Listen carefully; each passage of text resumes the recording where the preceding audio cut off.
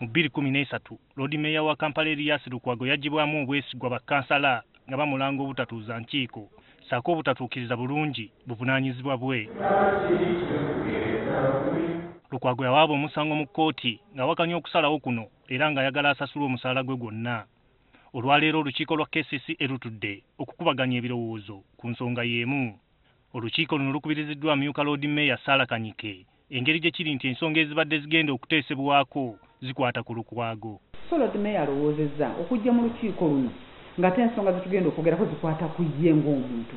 N'oba nga gw'okyeyalinga ate ensonga gy'okyeyalinga ekwata ku ggwe alabye nti tekibeera mu bwenkanya n'asalawo nze mbeerewo nga deputy w'ekyeyalinga emiitingi eno kubanga mubaddemu issue emukwatako ya Ariazze.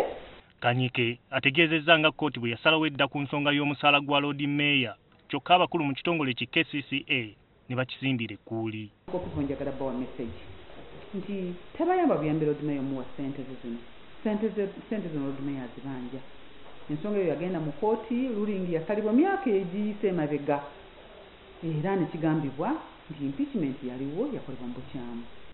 Bo bakansala baweze okwediima singa omusaala gwa Lukwago tegumuweebwa. Sala Ariazze zino sasulwa mu mbeera yonna. Otherwise bwe kitaabeera ekyo tuli betegefu bwe kinaba nga tunyigiriza tukakoyo extent okuyimiriza emirimu gya kanso. Kyetusazeewo era kyetuzaako is omuzungu kyayita compelling. Tugenda compelling the id tugenda muwaliriza asasule Lord Mayor nga bwe twasakola ki nga bwe twasalawo nga kakiiko. Mu lukiiko luno era obukiiko obupya bulondeddwa okusinziira ku bakansala bwe beegwanyiza. Gerard Luyima, NTV Akawungeezi.